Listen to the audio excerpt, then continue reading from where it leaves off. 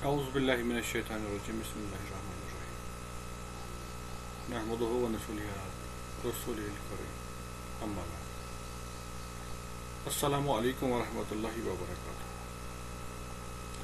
آج ہم بات کریں گے غنی کشمیری کے بارے میں، جن کو ایران اور ہندوستان میں غنی کشمیری کے نام سے جانتے ہیں، اور پورا نام ہے ملا محمد طاہر غنی کشمیری۔ آپ کا نام ملا محمد طاہر اور غنی تخلص تھا۔ آپ کا تعلق عشائی خاندان سے تھا۔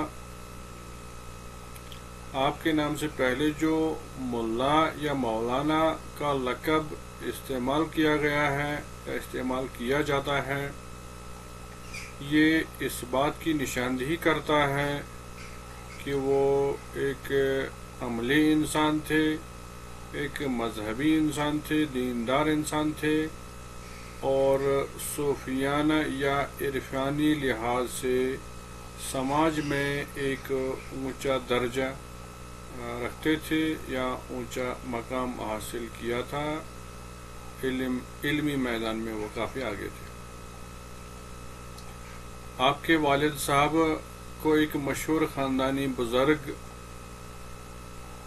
جو حضرت سلطان شیخ حمزہ مخدوم کے دوست بھی تھے، جن کا نام خواجہ طاہر رفیق عشائی تھا، ان کے ساتھ آپ کے والد صاحب کو عقیدت اور محبت تھی، ان کے ساتھ جذباتی رشتہ تھا، اور اسی رشتے کی بنیاد پر جو ہے اس نے اپنے بیٹے کا نام محمد طاہر رکھا، اور غنی کشمیری کا نام جو ہے محمد طاہر کے نام سے پھر یاد کیا گیا۔ محمد طاہر غنی کشمیری نے 1040 ہجری میں یعنی 1630 عیسوی میں جنم لیا راجوری کے ضلع میں۔ پھر محسن فانی جیسے استادوں نے آپ کی تربیت کی، اور آپ کے بارے میں یہ کہا جاتا ہے، جو کہ مشکوک ہے، کہ آپ نے کشمیر سے باہر سفر نہیں کیا، لیکن اشعار کچھ ایسے ملتے ہیں جن سے پتہ چلتا ہے کہ آپ کشمیر سے باہر بھی گئے ہیں۔ 20 سال کی عمر میں آپ نے جو ہے شاعری کرنی شروع کر دی، شعر کہنا شروع کیا،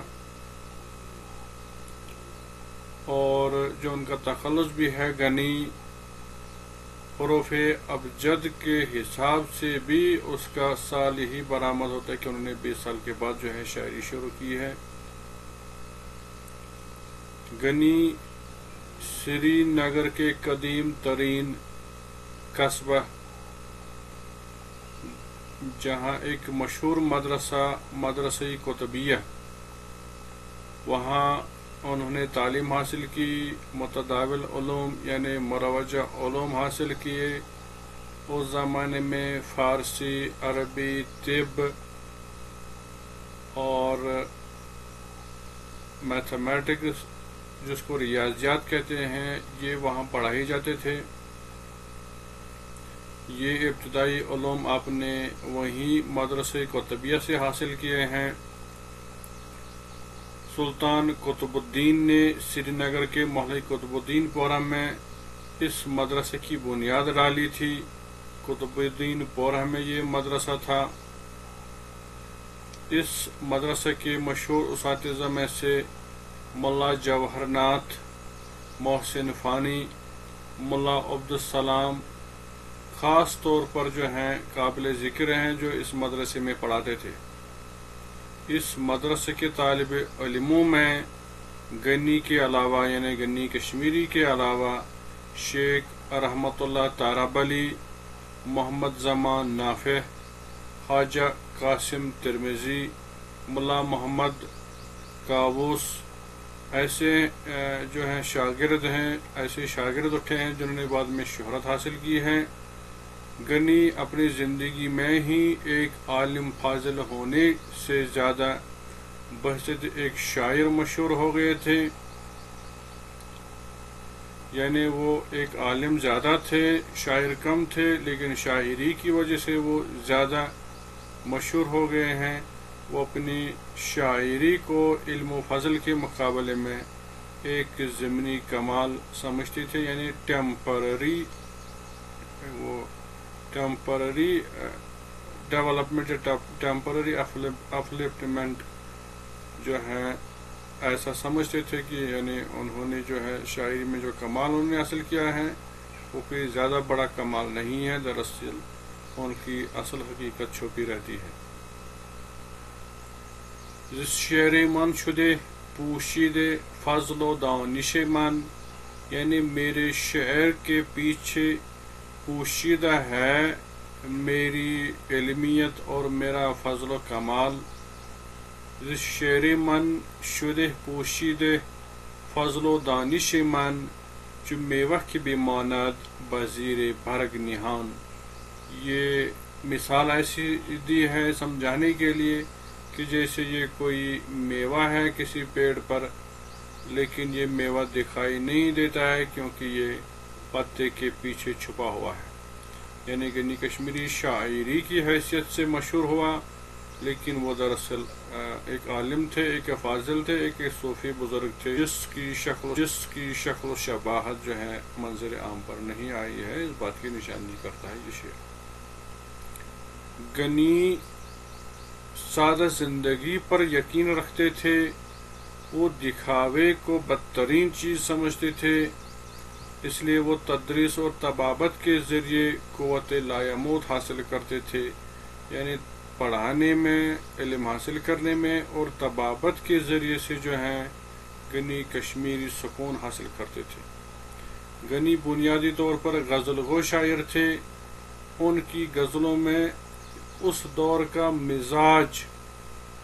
مزاج کے مطابق اخلاق، فقر اور ماورائی مضامین کی فراوانی ہے، یعنی جو انہوں نے کلام لکھا ہے وہ اپنے مزاج کے عینی مطابق ہے، اس میں اخلاق بھی اسی زمانے کے دکھائی دیتے ہیں، فقر بھی جس کی بڑی اہمیت تھی اس زمانے میں اس کی جو ہے نشاندہی کی گئی ہے، اور ماورائی مضامین وہ ایسے مضامین بھی ہیں جن سے سوسائٹی کی عکاسی نظر آتی ہے۔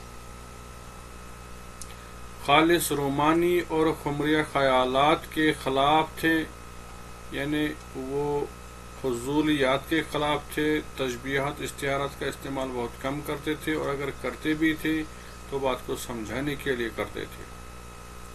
غنی کا دیوان جذبہ کی موسیقی سے خالی ہے، یعنی موسیقی کا اثر جو ہے، جس طرح علامہ اقبال کی شاعری میں موسیقی کا جو وہ اثر ہے وہ دکھائی بہت کم دیتا ہے، اسی طرح سے غنی کی شاعری میں بھی وہ جو ترنم کا انداز ہے وہ بہت کم ہے۔ محض الفاظ کا دور و بست ہے، یعنی شعر کہنے کے لیے یا شعر لکھنے کے لیے ذہنی فکر غالب رہی ہے، جس کا سبب یہ ہے کہ وہ رسمی مضامین اور تجربوں میں صناعی سے جان ڈالنے کی کوشش کرتے ہیں، یعنی وہ اپنے خیالات کو، اپنے تجربات کو مضامین کے ذریعے بیان کرنے کی کوشش کرتے ہیں، اور ان پر ذہنی کشمکش کی وجہ سے، ذہنی فکر کی وجہ سے انہیں شعر کی صورت میں ڈھال دیتے ہیں۔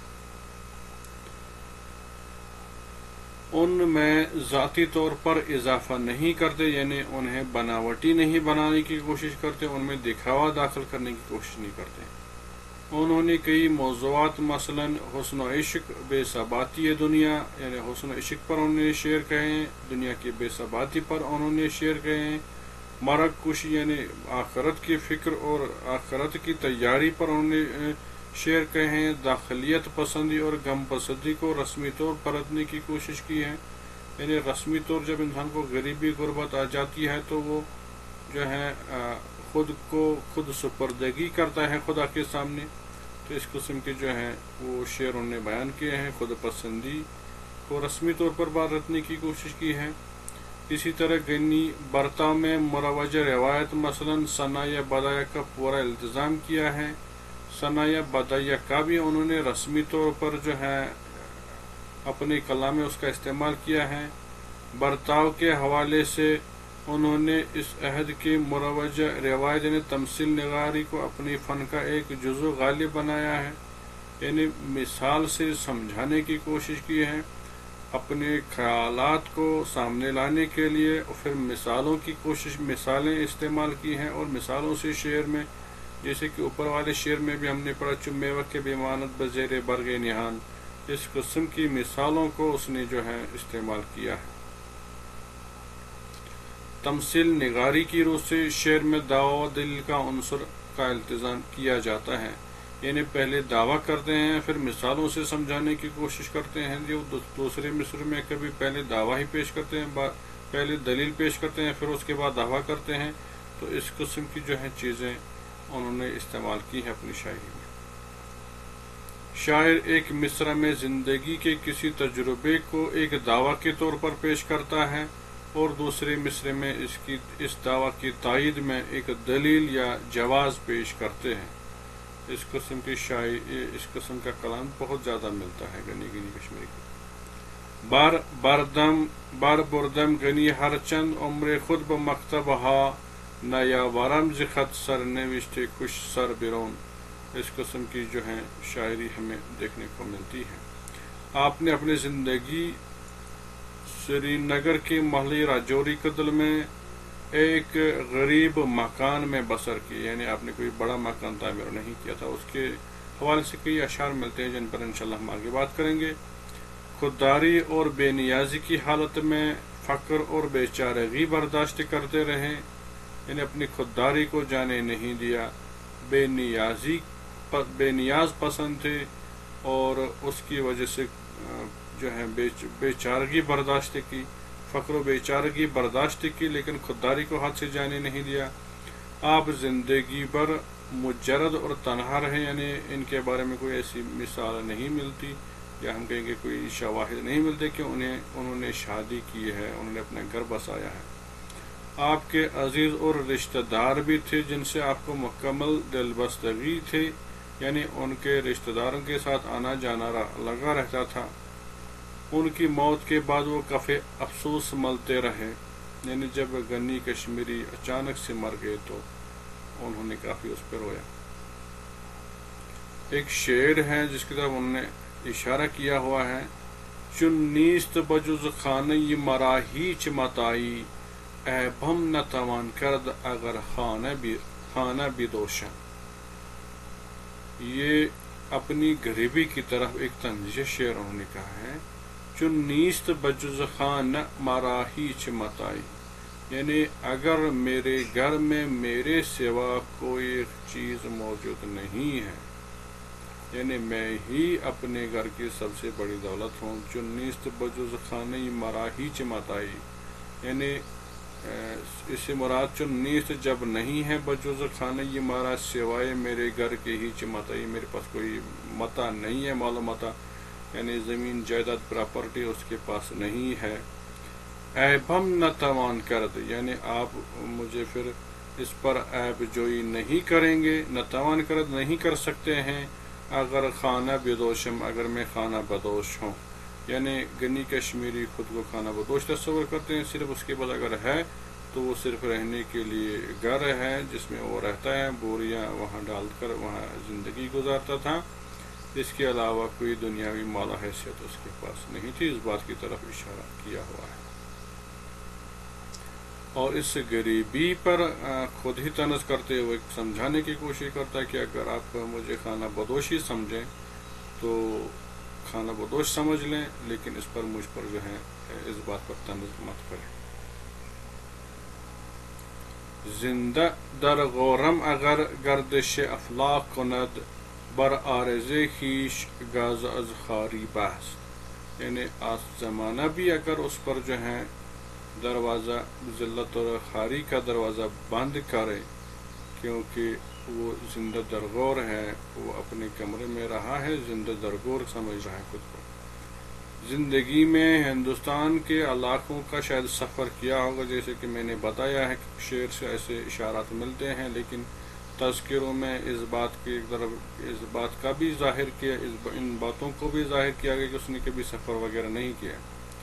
لیکن شعروں سے پتہ چلتا کہ شاعر کیا ہے. جیسے کہ ایک شعر ہم آپ کے سامنے پیش کریں گے. کردے است ہوائے بند دلگیر مرا، یعنی بند ہواؤں نے مجھے دلگیر کیا، میں جو یہ ہواؤں کے اندر بند ہوا ہوں. یعنی ایکچولی وہ کشمیر سے باہر گئے ہیں تو وہاں کی گرم ہواؤں نے اس کو ستایا ہے. اے بخت رسن بھی کشمیر مرا، اے میری قسمت مجھے کشمیر پہنچا دے. تو اس سے پتہ چلتا ہے کہ وہ کشمیر سے باہر گئے ہیں، وہاں کی گرم ہواؤں میں وہ اس کو سہنا برداشت کرنا مشکل ہو رہا تھا، اور وہ امید کرتا تھا، آرزو کرتا تھا کہ وہ واپس کشمیر آ پہنچے. کشتم ز حرارت غریبی بےتاب، میں غریبی کی گرمی کی وجہ سے اب بےتاب ہوا ہوں. اے صبح وطن بدے تباشیر مرا، اے میرے وطن مجھے صبح کی شراب دے دے، تباشیر دے دے. تو اسے پتہ چلتا ہے کہ وہ کشمیر سے باہر گئے ہیں، شاید شاعروں کے ساتھ گئے ہوں گے، یا کسی علمی مجلس کے لیے گئے ہوں گے، یا کسی اور کام کے لیے گئے ہوں گے. لیکن اس شعر سے پتہ چلتا ہے کہ وہ کشمیر سے باہر گئے ہیں وہاں کی گرمی کی وجہ سے، یا وہاں کے موسمی حالات کی وجہ سے. وہ کافی تنگ آ چکے تھے اور آرزو کرتے تھے کہ وہ کب واپس کشمیر لوٹ آئیں. کشمیر میں اکثر ہم اثر شاعروں مثلا محمد جان قدسی، محمد قلی سلیم، ابو طالب کلیم، میر الہی مرزا صاحب کے ساتھ آپ کی شاعرانہ صحبتیں گرم رہتی تھی. یہ وہ شاعر ہیں جو ایران سے یہاں آتے تھے مغل دور میں، اور ان کی کافی یہاں قدر و منزلت تھی. دلی میں بھی رہے ہیں، آگرہ میں بھی، آگرہ سے بھی ہوتے ہوئے جا رہے تھے، آتے رہے تھے، اور ان کا کلام یہاں موجود ہے. میر الہی نے تذکرہ بھی لکھا ہے، صاحب کا دیوان بھی ہے، اور محمد جان قدسی کا بھی دیوان ہے. محمد قلی سلیم، ابو طالب کریم، انہوں نے بھی کافی شاعری کی ہے، تو ان کا کلام بھی موجود ہے. تو ان شاعروں کے ساتھ آپ کے روابط جو ہیں بہت اچھے تھے. مشاعروں میں غنی کشمیری بھی ان کے ساتھ حصہ لیا کرتے تھے. صاحب آپ کے اس شعر پر اپنا سارا دیوان دینے کو تیار ہو گئے تھے، یعنی اپنے دیوان کو آپ کے نام سے معنون کرنے پر راضی ہو گئے تھے. حسن سبزی بخط سبز مرا کرد سیر، دام ہم رنگ زمین بود گرفتار شدم. یہ شعر غنی کشمیری کا ہے، اور اس پر انہوں نے اپنی جو ہے اپنی شاعری کو ان کے نام معنون کرنے کی بھی وہ جو پیشکش کی تھی. غنی نے 1079 ہجری میں یعنی 1630 میں اس دنیا سے جو ہے وفات کی ہے. اس جہان فانی کو خیر باد کہا ہے. راجوری قدر سری نگر میں آپ کے جسد مبارک کو دفن کیا گیا. غنی کا دیوان جو ہے محمد علی ماہر نے مرتب کیا. اس دیوان میں غزلیں، قصائد، رباعیاں اور ہجوئی نظمیں ہیں. حجام سے متعلق ایک نظم بھی ہے، مثنوی بھی ہے، اس کے علاوہ بھی ایک اور مثنوی ہے. تو انشاءاللہ اس پر کام آگے بھی ہوتا رہے گا، آپ کے ساتھ میں انشاءاللہ شیئر بھی ہوتا رہے گا کہ ان کا جو ہے کام کہاں تک پہنچا ہے. انگریزی میں بھی ترجمہ ہو رہا ہے، اردو میں بھی ان کے دیوان کا ترجمہ ہو رہا ہے، تو انشاءاللہ وہ آ جائے گا بازار میں. تو فی الحال ہم یہیں پر غنی کشمیری کے حوالے سے اپنی بات کا جو ہے اختتام کرتے ہیں. فی الحال کے لیے اتنا ہی. آپ کا بہت بہت شکریہ. Thank you.